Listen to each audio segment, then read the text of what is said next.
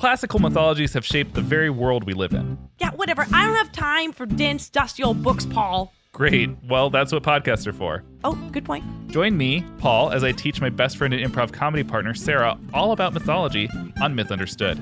Mythology is frequently explicit, obscene, violent, and bizarre, though, right? Yeah. So there's a lot to joke about and improvise along the way? Yes. Oh. So come for the mythology and stay for the absurdity on Myth Understood. Available now at mythunderstoodpodcast.com and your podcast platform of choice. It's Myth Understood. It's the greatest mystery in literary history. A divisive question with highly contested answers. Who was the writer behind the pen name William Shakespeare? Welcome to Don't Quill the Messenger.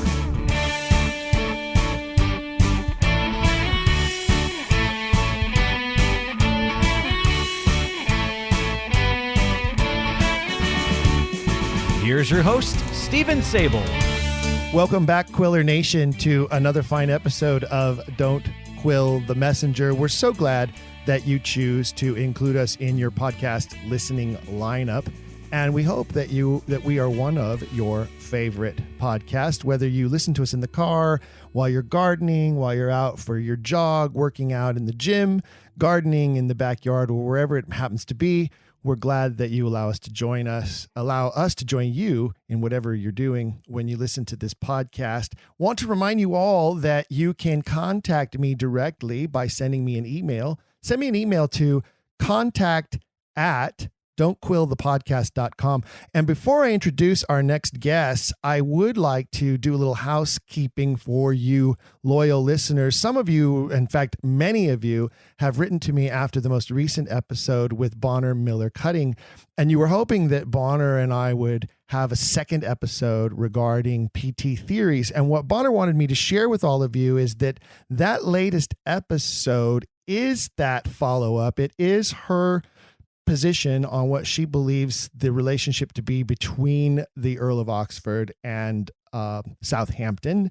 And thus she explains why Venus and Adonis were written, why Rape of Lucrece were written in her opinion and in her scholarship. And so for those of you who've been wondering, what is Bonner's position on this? You can listen to that episode and now you will know. But I'm so happy that you all sent me the emails that you did to clarify that for you. And remember, keep sending me your emails. Contact@don'tquillthepodcast.com.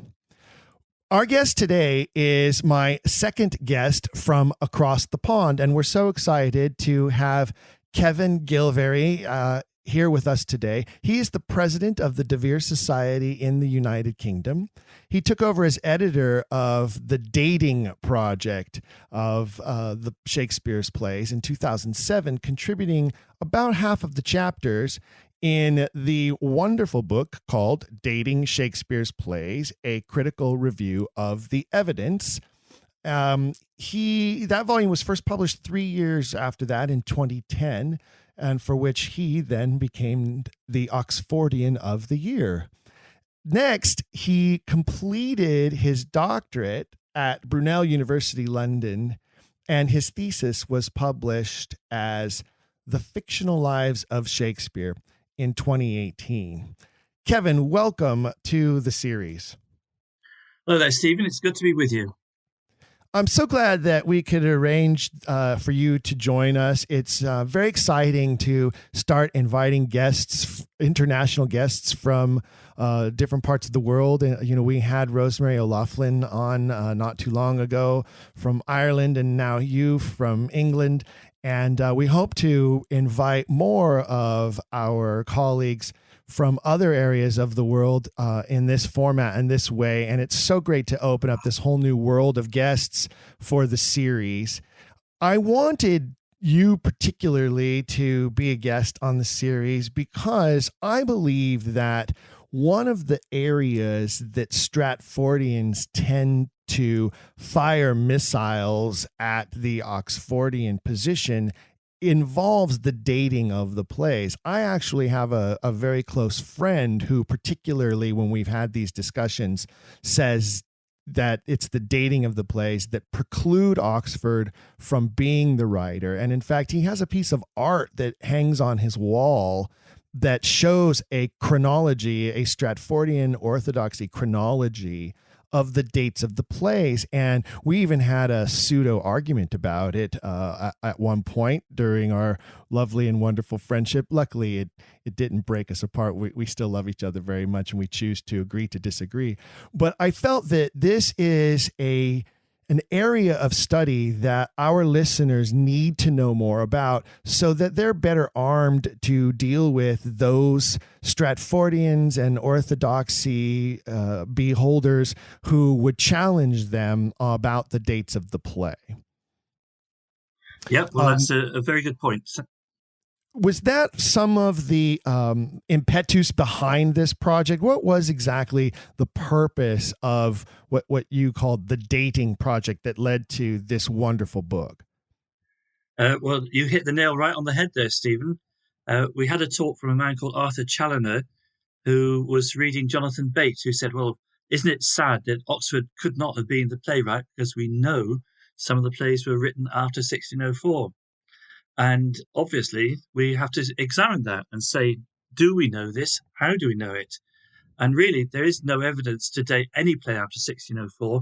In fact, there's no evidence to date the composition of any play of Shakespeare. Nobody says, I've just come away from the author and he's just completing a play about a mad Dane who kills his stepfather or anything like that. All we have is the end product, either a reference in a performance or a publication. We do not know when any of the plays were composed. So what you're telling me is, and I want to make sure that this is abundantly clear, is that all dating of any of the plays of Shakespeare is conjecture or is based in dates that do not specifically ever say this play was written or penned at this time. It's based more specifically on the dates the plays were entered into the registry or evidence that we have of a performance of the play or an actual publication date when a play was included in a volume like, say, the First Folio of 1623. No, you're exactly right there, Stephen. All the dates are conjectural. I prefer to say all of the dates are provisional. They might be right, but we don't know, and we cannot prove and we cannot test this. So when somebody like James Shapiro says in 1599 Shakespeare was busy writing this, that, and the other play, all we have to say is, where's the evidence? How do we know that he was writing Henry V? Well, it was published the following year. So what? He says that he was writing Hamlet. Well, that's earlier than most people say, but do we know this? Is that a fact? And it's not. It's a conjecture. It's a speculation, and the dates are provisional. I have an unfinished novel that I started writing 20 years ago. And if I ever do actually finish it and it gets published, nobody would be able to date that novel to 1 year or 2 years before its publication date. They'd be completely off base. Well, that's right. It's that things very often have a long-standing genesis. I imagine that the author of the plays might well have been working on a number of different ones at the same time, and that he might sort of have a reasonably good idea for one play and then set it aside for 5 or 10 years. We find this with novelists, we find this with musicians, and we find this with people writing their great novels, such as yourself. Well, I don't know if it's going to be a great novel. It may not ever be a finished novel. It may be something that my children end up finding the pages and manuscripts and decide they're going to finish for me long after I'm gone.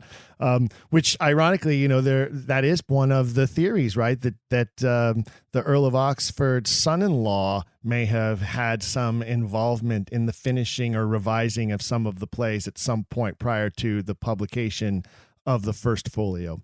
But that's a topic for another day, obviously. One of the things that I love about the book is that you don't get into a specific date for any play. You don't say this play was published in this year, and so it must have been written in this year. In fact, one of the brilliant things about the book is that it really just gives us sort of a date range for each of the plays. That here's when the sources were all available, so it could have been written anytime after this date. Here's when it was first printed or first performed, so it must have been written before that date. Was that a difficult process for you in this entire project? Well, that was a Damascene moment, as they say. Suddenly the light bulb came on, and I was reading what other people had written. When I took over, probably about half the chapters were in some form or another, and most of them were coming up with a specific date for Oxford. And I was thinking, well, this is just as bad, really, as the Stratfordian approach. We don't absolutely know that Twelfth Night was written in 1579. I think there's a good chance, but we don't absolutely know.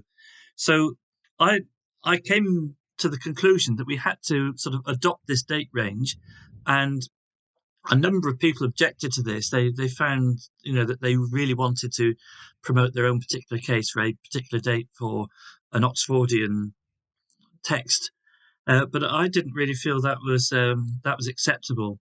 So what we're left with is this date range, which means that Oxford is a feasible candidate to be the author, but it doesn't prove that he did or didn't. And similarly, the man from Stratford is still feasible. Obviously, when these dates were sort of first proposed, they had the Stratford man's biography, or what was known of it, in mind, and so they just sort of filled in the gaps, as it were. So I don't discount the plays of Shakespeare being written by the man from Stratford on dating grounds. No, I get that, and I think that's a smart approach, because I don't think that that's the argument as far as the Shakespeare authorship question goes. I think there are plenty of other reasons to discount the man from Stratford as the author of the plays, but I do love the fact that this book silences Stratfordians who take that position of, well, Oxford died in 1604, and so therefore he could not have written these plays because The Tempest discusses a shipwreck that didn't occur until 1611, or Macbeth refers to the gunpowder plot, which didn't occur until after Oxford was dead. And this book proves that that's not true, and that these plays could very well have all been written during the lifetime of Edward de Vere. That's absolutely right. Just to go back to The Tempest, the Strachey letter, which was not published until 1625, bears very, very little resemblance to the plot of The Tempest.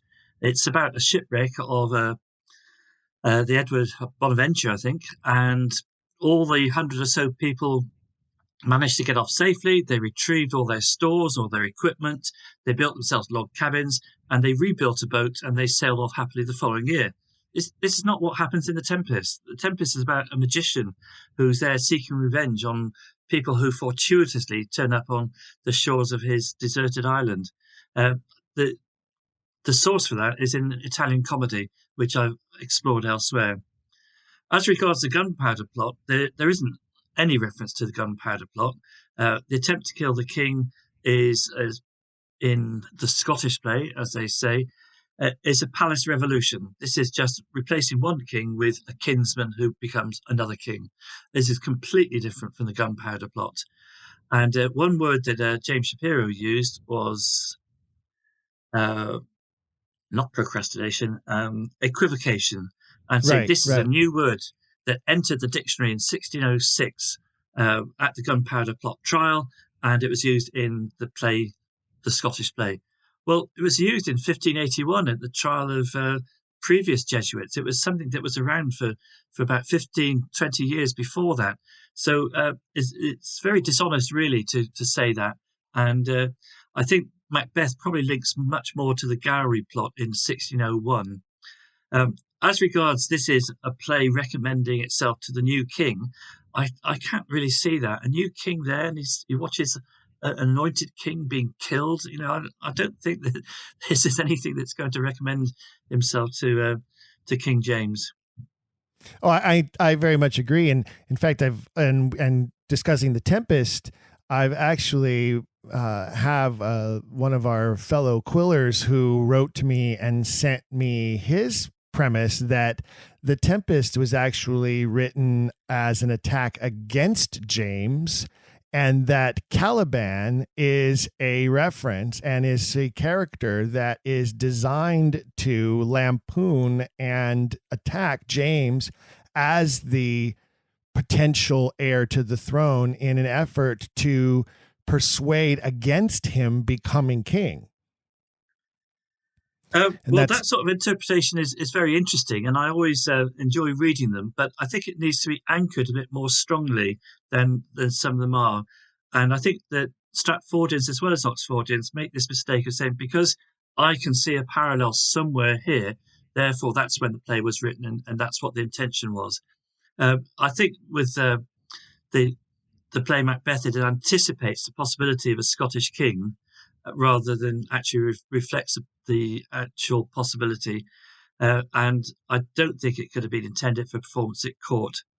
Incidentally, that's one of the other things that I sort of came to the conclusion, is that the plays were not intended for initial performance in the public theatres. They were intended as courtly plays, and before an audience who were well informed and could sit through a long play such as Hamlet. For that reason, I don't think that Macbeth could ever have been performed. That James preferred masks where he could sort of swan on and go to the dressing up box and come along and be applauded for doing not very much. I have to agree with you. I think that there's so much in each of the plays, including, I believe, messages directly aimed at the Queen. There are jokes and lampoons that are aimed at specific members of court.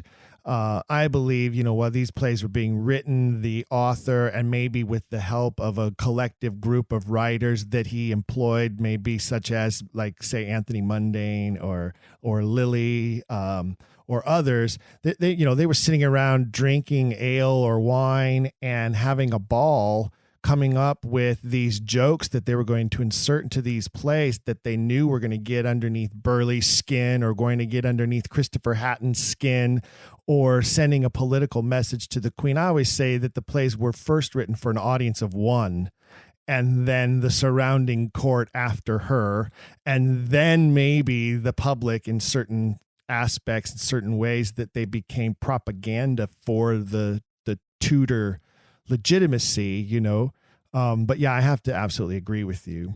I'll just agree with you on that one. I think that most of the plays, especially the early comedies, I take it that Oxford wrote the plays as the comedies first, then the histories, and then the tragedies, and that the early comedies written in the late 1570s, 1580s were lampoons on court and attempts to influence Elizabeth. I think the history plays are definitely propaganda, and they're written for the Queen's men, partly to perform at court to try and stop some of the courtiers becoming dissenters or traitors, and partly to go on tour around the country and say, look at this glorious, wonderful heritage we've got. Great kings like Henry V there, he stuck it up the French, and so on. So I think the history plays are an altogether different category. And when I took over, the history plays hadn't really been tackled. And my first job, I felt, was to actually read them all. And I knew some of them. And then I was lucky that at Stratford-upon-Avon in England, they were doing the full history cycle. And I went up and I was just blown away how good they were. And so I came back with renewed vigor and was able to examine what the dates were that had been suggested for the plays. But I think they were written for the Queen's men. Well, you mentioned a little bit earlier that when you came forward with this plan that it needed to be date ranges for the plays, that you received a little bit of pushback. And one thing I notice about the book is you give credit to a lot of people. This book was a collaboration in itself of a lot of contributors that were involved here in making this happen. And even to the point that, on the cover of the book, it doesn't say written by you, it says edited by you. And you note very specifically which chapters other people helped contribute or worked with you directly on. This was a massive collaboration by a lot of really strong minds, some of whom have been guests on this program in the past. Well, absolutely. And when I made my acceptance speech for Oxfordian of the Year, I did say that this was a collaborative effort and that the accolade really deserves to be shared between all the contributors. Every contributor made some points there. So sometimes I disagreed if they wanted a very narrow interpretation of a date or if they wanted to ignore something. But by and large, people accepted what I said. And I just made sure that all the major authorities, such as E.K. Chambers, the study of facts and problems from 1930, was a starting point for dating, and Wells and Taylor, who were far more confident and assertive about their dates, that they were reported everywhere as well. So it was not something I could have done at the outset. But after I'd been involved in the movement, shall we say, for a number of years, and it came to me when a friend and colleague called Philip Johnson sadly died quite quickly. I went round to see him, and he looked fine, but he said, "Well, I can't do this. I haven't got much time left. Would you take it on?" So that was when I did take it on. And as you say, so many sort of fine people from both sides of the pond really had contributed. And Eddie Jolly is my colleague who I think she did the date of Hamlet, but she looked at everything and she discussed with me all my sort of editorial decisions. And she was absolutely immense in her help. And Ramon Jimenez, I think he was also extremely useful. And similar to me, he was quite cautious about suggesting a date, but arguing firmly, if that's not a contradiction. So I found it exhilarating, really, to work with so many people and to do this. And by and large, people accepted my approach, and only one or two sort of were less. Once they saw that 2 or 3 chapters were forming in a similar kind of way, they didn't seem to mind too much. That's a great story just in itself. I mean, you're no stranger to the fact, and neither am I. And most people who come to the Shakespeare authorship question become very aware very quickly that within the different movements that exist and the different theories that are out there, that there is dissension within the ranks. But it's great to hear that you were able to work collaboratively with so many people who maybe have different theories, different ideas, different ways of interpreting the tissue that we have been able to find and put together, and overcome whatever sort of debate or disagreement that may have been involved there. And I think that that's important to moving forward if we really want to see Oxfordianism advance in the world, is finding those common areas and the common ground that we can to advance the narrative that is going to be most appealing and make the most sense to newcomers to this question, including the many newcomers who have come to this question through this podcast series. So I'm glad to hear that. What I'm curious about is that you at first had to, I'm sure, like go to some of the orthodoxy sources and see what it was that they were claiming. And I don't know, was your approach to have to first methodically pick that apart or use that as a launching pad for then the research further into a more Oxfordian lens? How did that work out? Well, that was very difficult. And really, I think the first year was just to review what the orthodox, what the traditional scholars had said. For each chapter, I made sure that we started with a date offered by Chambers, offered very cautiously. And it's a great big long chapter in his book in volume 1, which says the problems of chronology. And I thought this was very sensible and very good. The difficulty I had was that he wrote it as an essay form. And rather than stating, well, these are the bits of evidence where we come from, he would do it a bit more discursively and say, when Shakespeare turned to writing his next play, then he decided to use an Italian source or something like that. And I found it very difficult and quite annoying. So the approach there was to start with what evidence do we actually have, and then to state that, and then to go into what the different authorities had said. So, as I said, I started with Chambers and then moved on to Wells and Taylor, but I actually found that the best essays were written in the Arden 2 series, which is the one that I grew up with, and they came out in the 50s and 60s and early 70s, and they methodically looked at dating and they sort of assigned a date to it. I also looked at the more recent Arden 3 series, as well as the Oxford Shakespeare, which is very aptly named, and the new Cambridge Shakespeare. And I was lucky to get a complete set of Dover Wilson's Cambridge Shakespeare. And between them, I think I was able to cover pretty much every date that was offered by a Stratfordian. But I did look in the journals as well. Occasionally you get something which said, oh, this play was written then. But by and large, it's not actually being examined, and it's not really being examined in very much detail.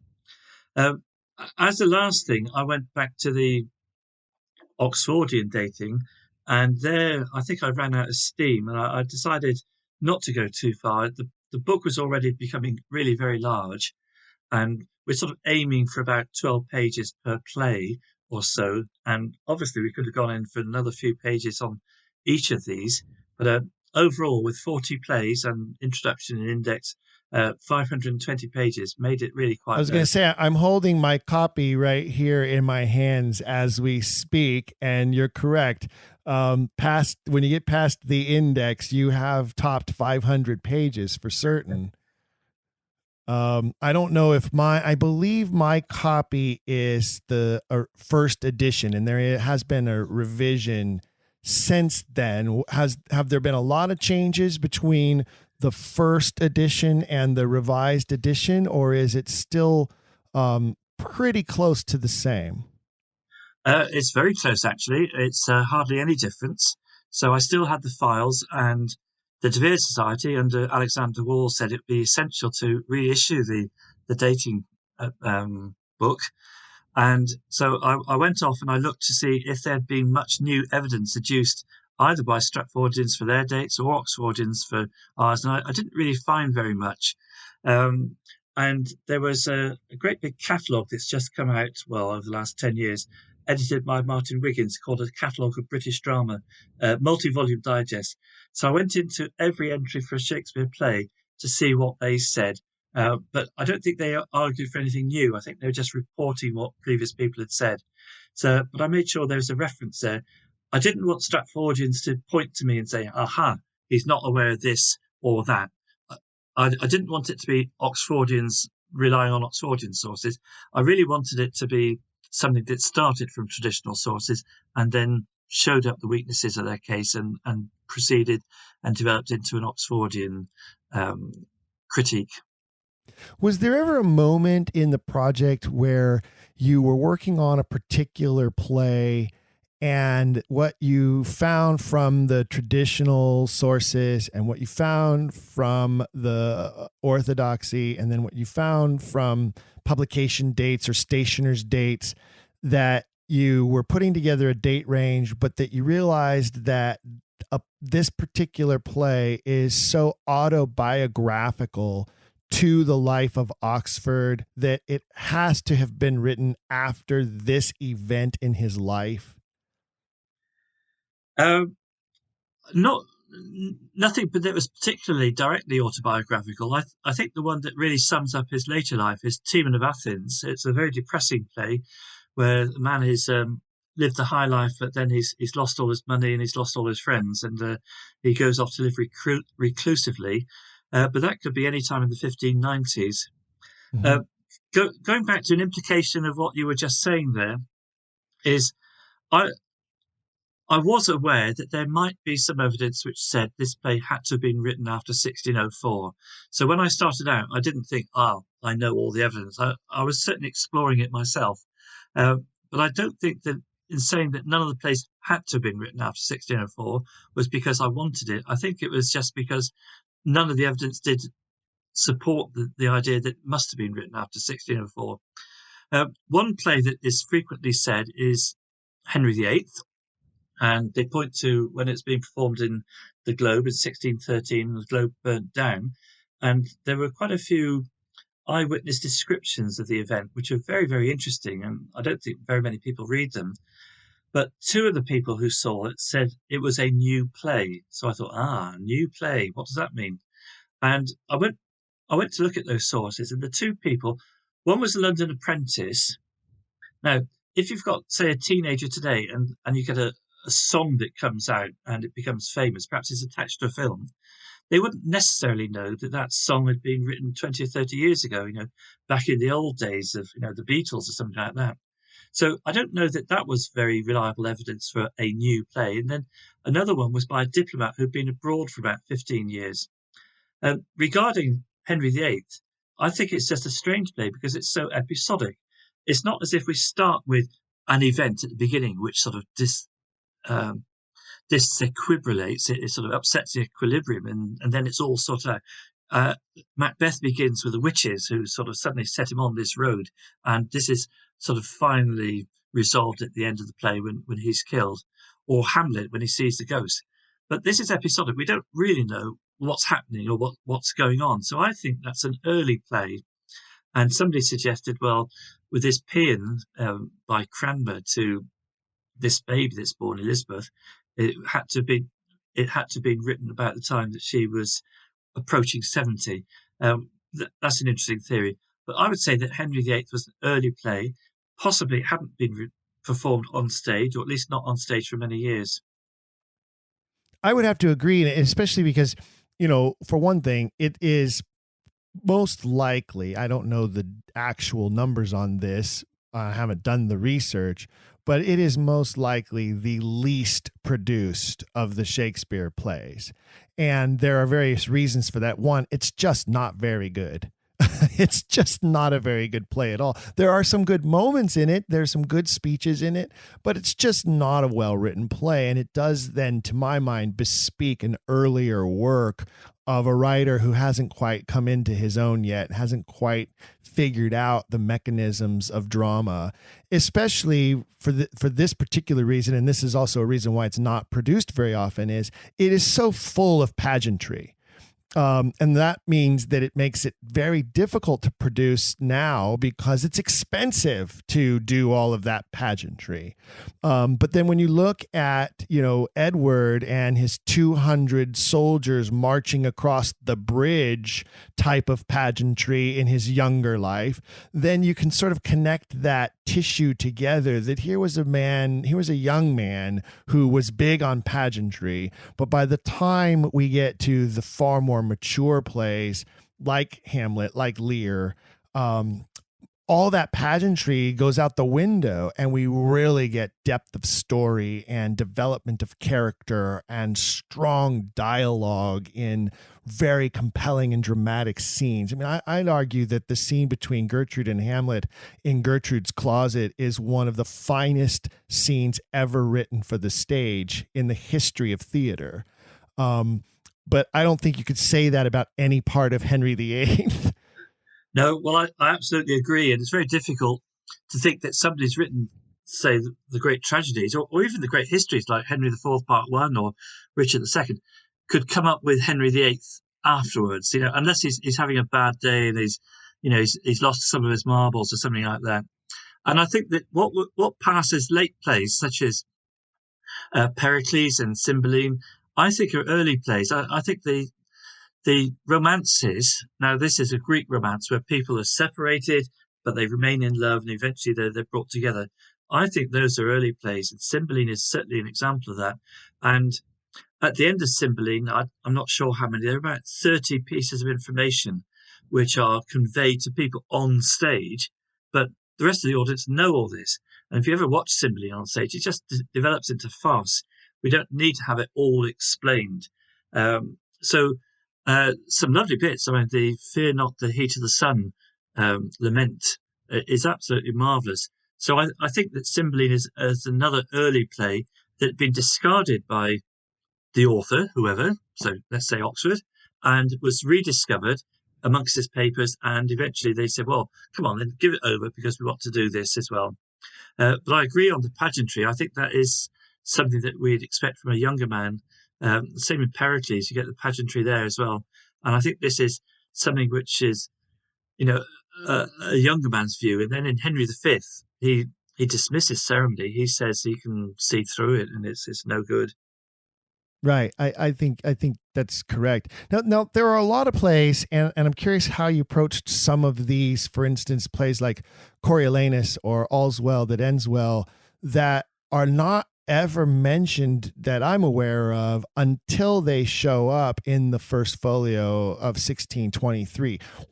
How do you date a play like that there is no reference to? We don't have anybody talking about having seen a performance of it. It hasn't been entered into the stationer's registry.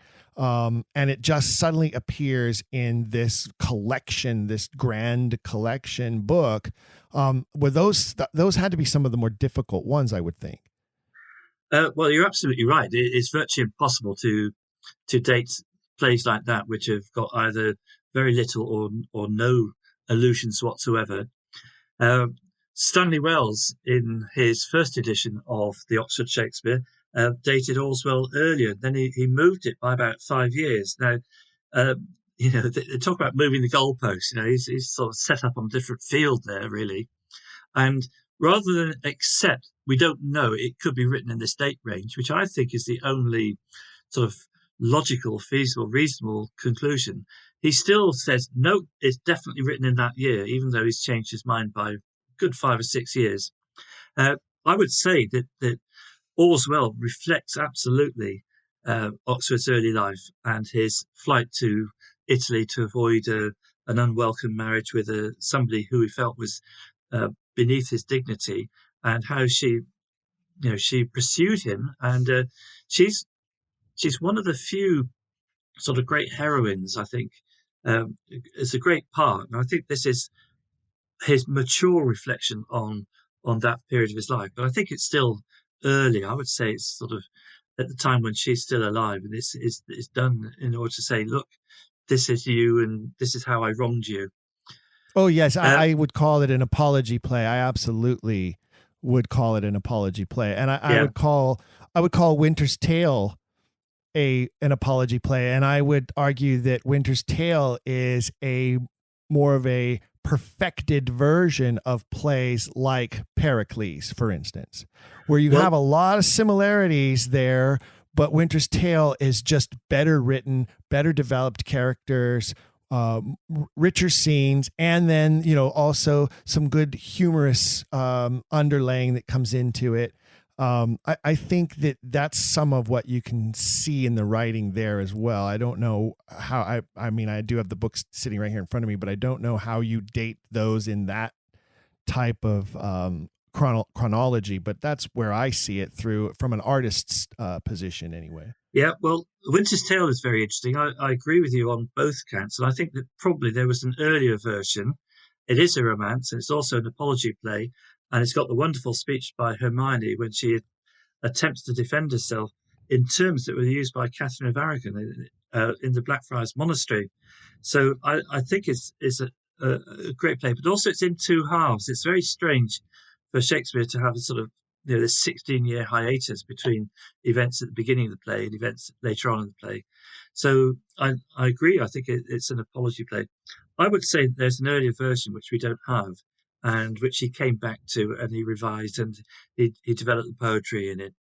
And this goes back on to what I would say is the bad quarters, I think, are early versions of plays which were intended for performance, and that the long quarter, so like Hamlet, there's a shorter version which covers the same events, but then you get the long one, and this is the mature one. And I think I can't really see that Hamlet was ever actually performed at the time in the format that we have. 4,000 lines would be about 5 hours.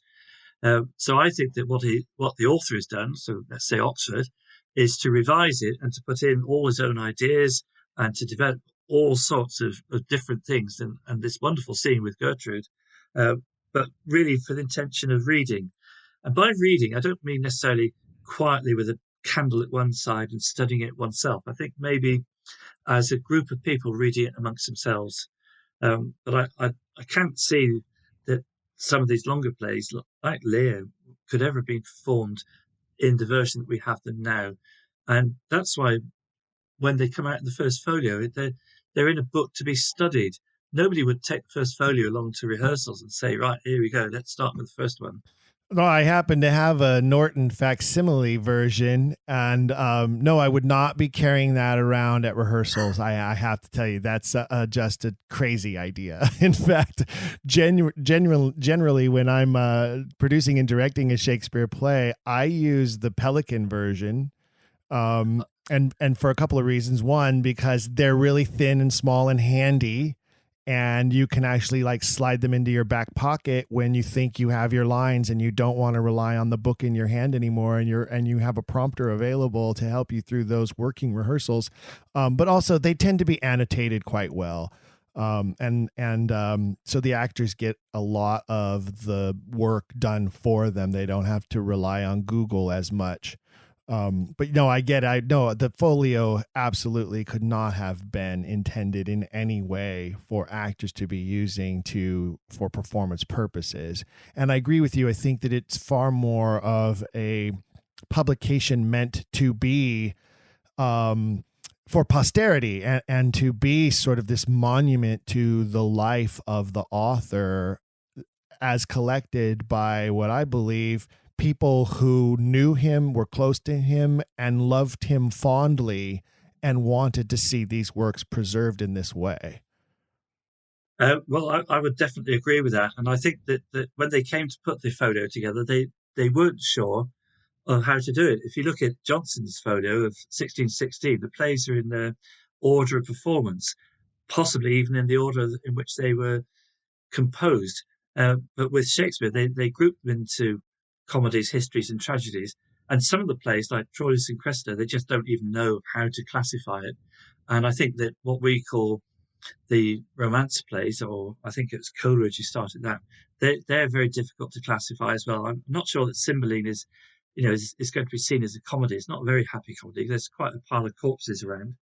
And then tragic comedy comes in as well.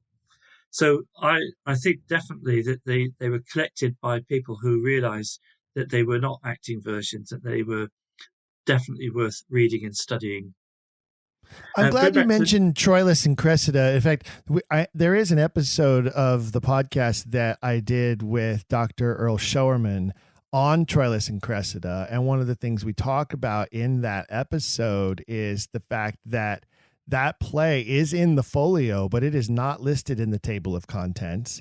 It's inserted between the histories and tragedies and is not included as a tragedy. But I did notice that in your book, you list it as the first of the tragedies because that's the order it falls in the folio, even though technically it's in there all on its own. You're right. It could well be taken to be a sort of sui generis, a unique standing there. I think if you look at the very opening, that we've got the catalogue from the first folio, and the Troilus and Cressida is not mentioned there. So then when we come to do it, I had to make a decision as to whether to put it with the histories or with the tragedies. I felt the histories were the English histories. So I decided to keep those down to 10. And then to put Troilus and Cressida, although it's not tragic in the sense of, neither Troilus nor Cressida seems to die at the end. It's certainly a tragic tone to it, and we're dealing in the middle of war, which nobody seems to welcome. It's not really sort of great war in which you can express your prowess and gain glory. This is a sad war that really shouldn't be happening. But yes, that was the decision that I made. It is kind of one of those anomalies. And, when I used to teach high school, I would tell students, if Shakespeare put your name in the title of a play, it wasn't a good thing for you. Unless you're Troilus and Cressida, I would always say something to the effect of, Hamlet dead, Macbeth dead, Julius Caesar very, very dead. So now you kind of get a sense of, if there's nobody's name in the title, it's probably a comedy. If there's somebody's name in the title, it doesn't end well for them. But Troilus and Cressida is one of those, strange anomalies. Were there any plays that you came upon where you were, researching source materials, where you discovered a source for the play, whether it was a source for some of the historical events that are depicted or names that are selected by the author, that suddenly changed a date range in a major way that you can recall? I'll have to think about that one. There, no, can I pass on that one, please, Steve? Okay, sure, But, sure. Can I come up with a different source and just answer a different question? Sure. In Henry VI Part 1, we have the great English hero is John Talbot, and he dies fighting.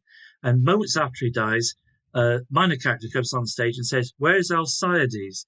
which is a Greek name for Hercules. It's a patronymic, son of Alcaeus. And so he's being compared to Hercules, very obscure reference. And then he lists all the titles that this chap, John Talbot, held. And it sort of seems a bit out of place on the middle of a battlefield when he's sort of looking around for, this great hero. What he doesn't know, but we do, is that Talbot's just been killed. And it's really sort of a bit of a lament, for him on or at his death. But the actual wording of that comes directly from a monument in Rouen Cathedral. And you say, well, how on earth did our author know about this? So that was one of the sort of very strange, one of the interesting and obscure allusions.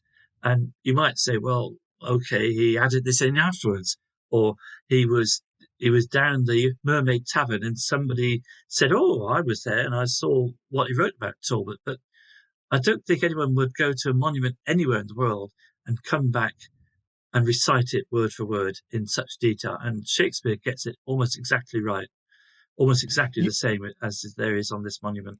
You almost wonder if he didn't even maybe make a rubbing of it in order to have it word for word. Definitely a rubbing, or possibly, he's got a notebook. I think a lot of writers go around with notebooks and they write something down before they forget it. I would say that our author, whoever, Sir Oxford, had such a prodigious memory that he was able to read something and then recall it. If you take great chess players, they can look at a chess situation on a board and say, oh yeah, that was Fischer against Spassky in 1972. So I think that occasionally somebody who is really special has got that kind of detailed and thorough memory that they can recall at the right time.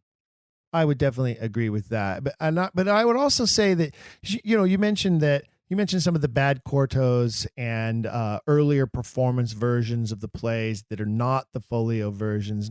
I remember several years ago at a Shakespeare Oxford Fellowship conference, I believe it was Diana Price, who gave a presentation about the bad quartos and quarto 1, quarto 2, folio 1, folio 2 of Hamlet, and comparing them and talking about the differences in them and whether they may have been written by someone else, or the idea that some of these quartos may have been written down by memory of actors who had performed them. And I remember a discussion after that presentation where I chimed in from a theater person's point of view and talked about how every major work that I am aware of for the stage in my lifetime and in modern times has gone through a workshop process. And the final result is never, ever the same as what the first test audiences or workshop performance audiences saw or actors worked with. I mean, you can even, just to use a great example, there's a wonderful video out there of the workshop performances of Phantom of the Opera. And what Andrew Lloyd Webber did with that show from that point through to what ended up on Broadway is night and day difference. Changed lyricists for one thing, which was a huge, really good move. But then later on, there's also the Vegas version, which is a condensed version of the Broadway play and not the same play. And so just that one example of how theater artists work with their work, I think helps explain the presence of some of these earlier versions, perhaps even some of these plays that had different titles, because that happens too in the real world of theater. Well, absolutely. I think you're absolutely right about all that.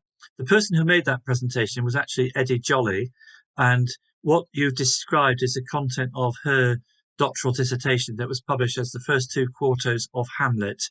And what she points out is that the first quarter, the short one, is not a mangled version. It actually works very well as a play, and that the author, that the person who did that, had independent access to Belforest, to the source, and certain details and allusions come from Belforest in Q1, not found in Q2. So it's the idea that somebody sort of watched the Q2 version on stage and then came back and said, hang on a second, lads, I can remember this. It's not feasible. It's not tenable in those situations.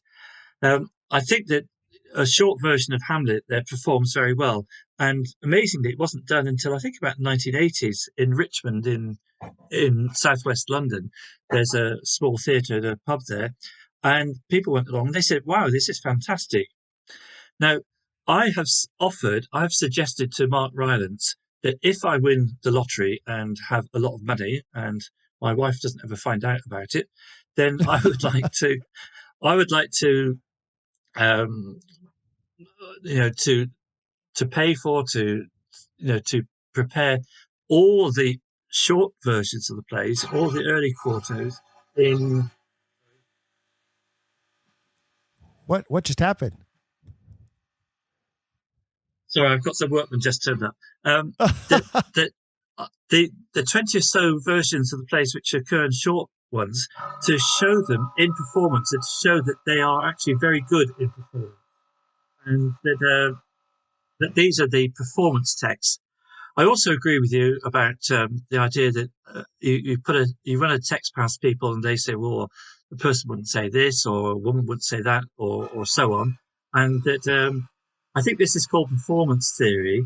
Is that the play belongs to the writer, to the playwright at the beginning, and then it goes into rehearsal and it belongs to the director, and then at the beginning of the run it belongs to the actors, and then gradually as the actors realize that some things work better than others with their audience, it actually belongs to the audience at the end of it. So Absolutely. So we have got this development, and we really don't know whether any of these plays or how much these plays underwent variations. I think one thing that does survive, though, is that partly the poetry and partly the verse, the way it comes through is absolutely terrific in the plays. And so I think that whatever may have been suggested by actors or readers or some kind of director, that the playwright then just said, right, well, we'll put it this way. Now, do you think that there will be a third edition of this book coming? Do you think that there will be anything that will come out that will maybe be changed, or new revelations or new source materials or something that may require another edition in the future? Only unless there's a sort of huge amount of new information that comes out, new data, really. And I don't actually see that happening. I think what might happen is that there might be a more thorough Oxfordian timeline, chronology. And I think that Alexander Waugh is working sort of in that area generally, and that would be very interesting. Ron Hess, the late Ron Hess, produced a very interesting essay in one of the early Oxfordians, I think, and that was very good. And I felt afterwards I probably didn't rely on him as much as I might have done, but he was putting things into a timeline, mainly sort of linking it into Oxford's career or assumed career. So I think that perhaps an Oxfordian one, but I can't see, unless we get a huge amount more information from somewhere, that there's really much point in revising what's already there. I think this is just a statement. These are, this is the evidence, and that's the Stratfordian hypothesis, and that's the Oxfordian hypothesis for the dates. Now, if my listeners want to find this book, can they? Where is it? How do they get a copy of it? Well, it's been reissued in England by Portsea Press. So port, as in a seaport. Sorry about this. Did you say you have work? What do you have, workmen in there? Yeah, there's some really, they come on some really Sunday morning. strange sounds coming out of you right now. Yeah, they're putting up a fence. I'll just finish quickly. That Portsea, Portsea Press. They have produced this second edition, and it's available on a website and at a reasonable price. And they will send it out to you by super duper whizzo fast airmail if anybody does feel that they need to go and get it. So Portsea Press, but you can't just like go on Amazon or one of your other regular book purveyors. I think if you go through a bookshop, they will only be ordering it through like a chain of different providers. I think you can order it directly is probably easiest. Okay, that's good to know. And so everybody knows who are listening, it is called Dating Shakespeare's Plays, a critical review of the evidence, edited by Kevin Gilvary. That's right. And so you can pick it up, folks. I advise diving into it. I think it shares a lot of background information about the sources of the plays, when those sources were available to any reader's eye, including the author that could then take those sources and use them for that purpose. And I think that that's a huge part of the beauty and brilliance of the book, is that it sums up so clearly what the generally acknowledged sources are of the plays, and then that helps give you a really good starting point for a date range. And then you also rely on the stationer's registry, the publications and performance evidence that we have to say, okay, well, we know for a fact it was written by this point because so-and-so wrote a letter to so-and-so saying, I watched Much Ado About Nothing just the other night, or whatever the case might happen to be. One thing I do want to touch on real quick before we wrap up is you mentioned earlier that, some of the orthodox scholars, the heavy hitters, as it were, of the Stratfordian world, who, in one publication say, this was the date of this play. And then, years later in another publication say, no, this was the date of this play. And each time they're absolutely 100% certain that they are right, even though their own scholarship proves that they have been wrong. And I think that's a very important point to make. And that's why I like to point out that this book has 2 editions and very little change. Yeah, well, that's right. I think just one correction to what you said. They don't say, no, this is the date. They just say, this is the date, 1598. And then later on they say, this is the date, 1604, without the no. So more like a politician. More like a politician who forgets the position they had 6 years ago when that's what the pollsters told them the position should be, and has a new position today. And it's not until somebody digs up old video or old recordings or old newspaper articles of the way they flip-flop their position, and then they have to backpedal on it. So you're telling me we need to go back and sort of point out to these quote unquote scholars how wrong they have been so many times by their own admission. Is that sort of what the approach should be, do you think? I think so. And I think the inconsistencies between these traditional scholars, I think it's especially interesting that you've got the Oxford Shakespeare, which is a complete set of works, and there's a companion there in which the different dates are argued, and then they're put forward, with certainty. And then when you read the individual text in the Oxford Shakespeare series, somebody writes an introductory essay and they actually argue for a different date. And nobody seems to be aware of the contradictions. So what I've tried to do is to bring together the contradictions, and dates for something like King John are very, very problematic. And I think really for all of the plays as well. And so that's one of the nice things about the book as well, is it, and you're very kind about it, very mannerly, I would say, but it does provide sort of an indictment of these various traditional scholars who can't seem to even come to a conclusion on their own together about a lot of these topics, but believe that they are the sole authority and they are correct. Whether that be Stanley Wells, Ben Shapiro, or others. And it just goes to demonstrate some of what we've been up against for 100 years of Oxfordianism. And yet I think that people like you and the collaborators on this book and many of the other guests that I have here on the program are making a lot of headway in demonstrating the chinks in that armor quite well. And I believe it won't be long before we'll be able to capitalize on those weaknesses with a new generation of those who have come to the Shakespeare authorship question by whatever means they have come. And that leads me to the final topic I'd like to talk about. You are the president of the Vere Society there in the UK.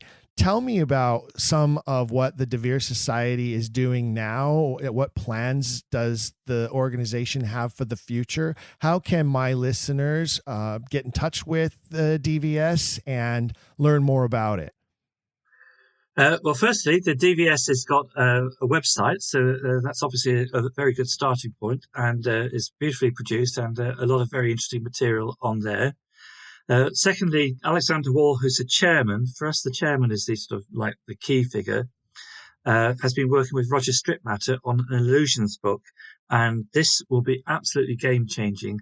So I hope that this is going to get published soon, and it'll be very, very important publication, 2 volumes.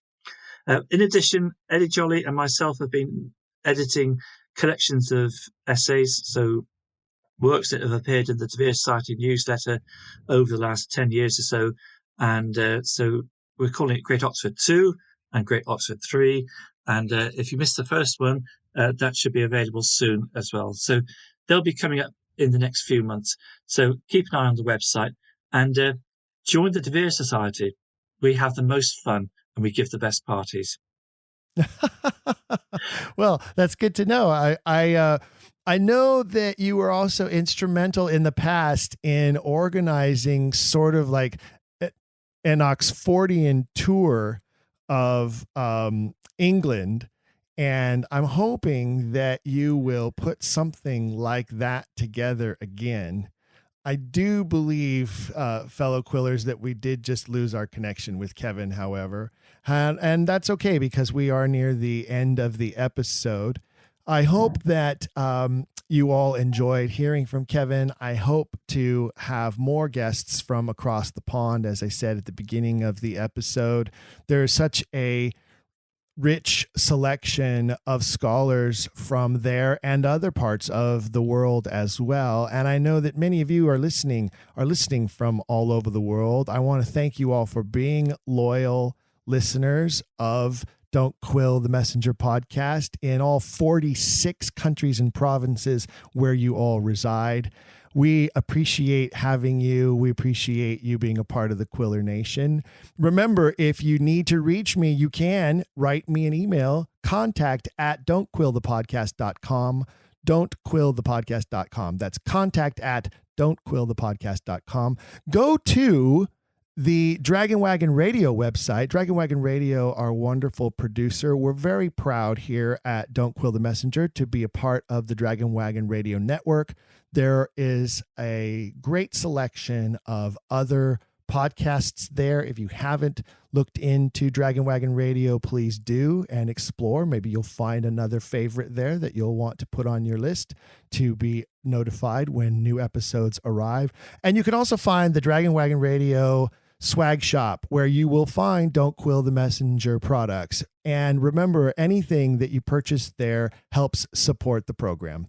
So if you're looking for a coffee mug or a t-shirt or something of that nature, please be sure to scan around there, make your purchases, and know that the profits of that are going to help support Dragon Wagon Radio as our producer and this podcast series. We thank you as ever for listening in, and we'll see you again next time. In the meantime, say it with me, keep asking questions. If you've enjoyed today's episode, please leave a rating and review in your podcast player. For even more, visit our website, don'tquillthepodcast.com. There you can find official merchandise in our shop, as well as a link to our Patreon. This show is made possible by people like you. We hope you'll consider showing your support by becoming a monthly patron, where you'll receive bonus material and tons of exclusive perks. You can also join in the conversation on our Discord and by following us at Don't Quill the Pod on all social media. All of this can be found at don'tquillthepodcast.com. don'tquillthepodcast.com.